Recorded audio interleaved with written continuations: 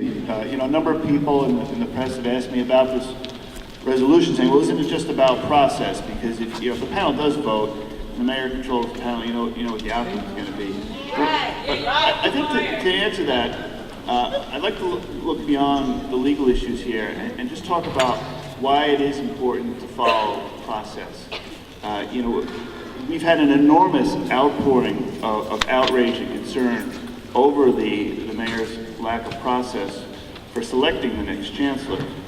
And I would look at it this way: how do we go to administrators who've worked their whole life in this school system or another school system and say to them, you won't even be considered for this position regardless of your accomplishments?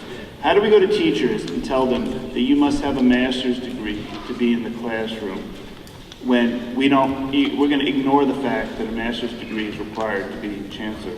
And most of all, how do we go to a child, a student in the system, and urge them to study and work hard and pour their heart and soul into their education and build a record of accomplishments, and then say, when the big jobs come up, if you don't go to the right cocktail parties, you're not going to be considered.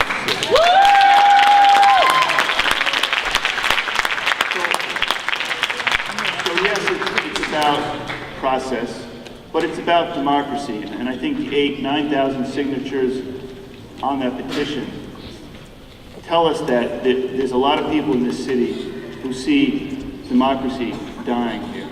And I've been here 3.5 years, and sometimes this seat feels like nothing more than a front row seat on a show called The Death of Democracy. And we're going to lose. I'm going to lose this fight, I can tell you right now. But every day we get a little stronger. Every day people realize what's happening. Every day there's more of you out there coming here and expressing your concerns. And I want to thank everybody who came out tonight and who supports and is concerned about it. Hi, good evening, panel, and welcome to the new members. I'm here tonight, like so many others, because I believe in democracy, the Athenian ideal of democracy, where through discussion and dialectic, those closest to the issues can refine and perfect their ideas and solutions. I just found out that this is not just a total mockery, and you're not just puppets, but we must all be fools, because apparently the Chancellor has already submitted his request for a waiver. So I don't know why I'm talking about an action that's already occurred. I want to state that mayor control has not been good for our kids and for our communities. It has not improved student learning, it has not closed the achievement gap, it has not increased the equity of opportunity, it has not provided transparency or accountability. I propose 8 real reforms for the panel and the Chancellor, who I really hope is going to be a qualified educator, to consider. 1, smaller class size. 2, excellent community public schools for all children. 3, more teaching, less testing. 4, parent and teacher empowerment and leadership. 5, equitable funding for all schools. Number 6, anti-racist education policies. Number 7, culturally relevant curriculum. And number 8, expand pre-K and early intervention programs.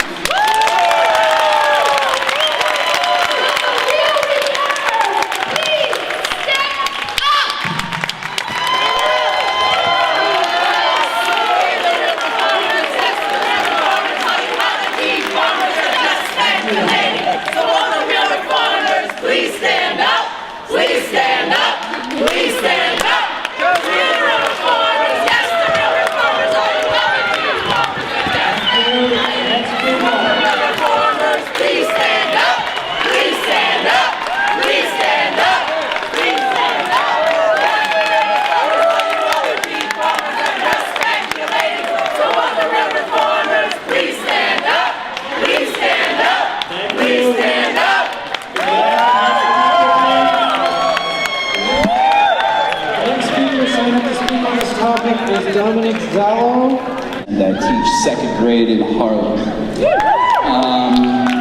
Mr. Chancellor, Mr. Former Chancellor, what to say? Let me start with this. The hug was cute, but we don't need a hug, we need a voice. We don't need a hug, we we need a say, we need some democracy here. And it seems to me that the movement that you're a part of is to take that away from the schools. You see, we educators know that there's something called the explicit curriculum, the things we teach, the skills, and the words, and vocabulary, and there's the implicit curriculum, the things we teach as a society by what we do. And what do we teach the kids when we take power away from the parents, when we take power away from their teachers, from all the people who participate in their education, and we concentrate power in the hands of business people and non-educators? I think we denigrate that. Hello, my name is Sarah Chu. While I am a member of the Community Education Council of District 2, I'm here to speak on my own behalf as a former New York City public school teacher. It occurred to me when I was listening to the press conference when Cathie Black was speaking, when she made her comment about building 100 more charter schools, I thought, wow, she really hasn't done her homework. Who has she been speaking to?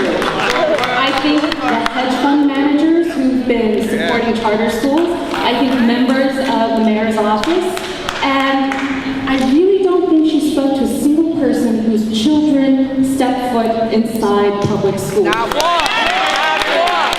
Well, Diane Ravitch, and she told me about you. I asked her what she thought of you, Joel Klein, and she said, I think Joel Klein should hold a protest march against himself, because the best idea he seems to have for public school parents is to get the hell out of the system that he runs. The unique thing about our schools is that they're full of children, and children are human beings who cannot advocate for themselves. All right. So who advocates for children? Their parents, the people who raise them, who are sensitive to their needs, and the educators who spend 7.5 hours a day with them in class, an hour before school, during their lunch periods, during a prep period, and after school. So there's a reason why the state law was written the way that it was. And until children become widgets or interchangeable lines on a spreadsheet, or until students are able to unionize, I think it's quite clear that we need someone who's truly in tune with the educational needs of our children to be the New York City Council. And for this reason, I support Patrick Sullivan's resolution to oppose the waiver.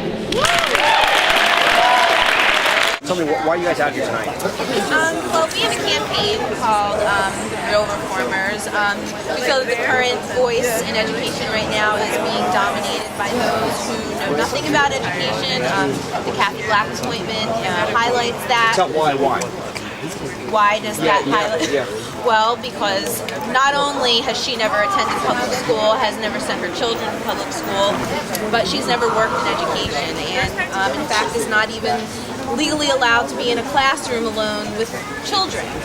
So to think that someone like that could be in charge of 1.1 million children, and I emphasize children, not customers, as Mayor Bloomberg refers to them as, is absolutely outrageous. Bloomberg says he's looking for a manager, not a teacher. Why is she a bad pick that she ran Hearst Publications? Well, Hearst Publications, I think, only had 2,000 employees. It's 130,000 in the New York City public school system. The idea that a corporate manager is what we need in education, I think, points to exactly what's wrong with Bloomberg's mindset. These are the people who brought us the 2007 financial crisis.